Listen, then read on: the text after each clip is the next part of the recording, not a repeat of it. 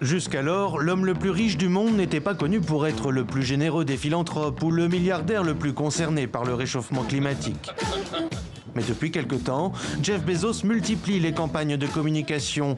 Outre ses véhicules de livraison 100% électriques, le patron d'Amazon a récemment lancé un plan. Objectif, remplir avec 10 ans d'avance les engagements de l'accord de Paris et faire d'Amazon une entreprise zéro carbone d'ici 2040. Par compensation crédible, nous entendons des solutions fondées sur la nature. C'est la clé. Dernière annonce en date donc, 10 milliards de dollars pour commencer, précise l'Américain, une somme puisée sur sa fortune personnelle. Cette initiative mondiale financera des scientifiques, des militants, des ONG, soit tout effort qui offre une réelle possibilité d'aider à préserver et à protéger le monde naturel. Nous pouvons sauver la Terre.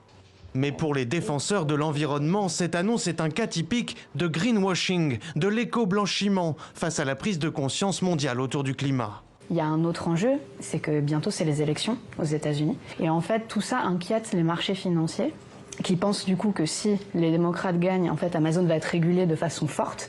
Donc cette annonce très philanthropique d'investir 10 milliards de sa propre fortune personnelle dans une fondation pour lutter contre le changement climatique, en fait, elle est très politique. Pour assurer des livraisons de plus en plus rapides, Amazon a bâti son succès sur un énorme réseau logistique de transport, gros producteur de gaz à effet de serre. Les fermes de serveurs qui a fait du cloud, l'informatique dématérialisée, une source très importante de profit, sont aussi extrêmement gourmandes en énergie.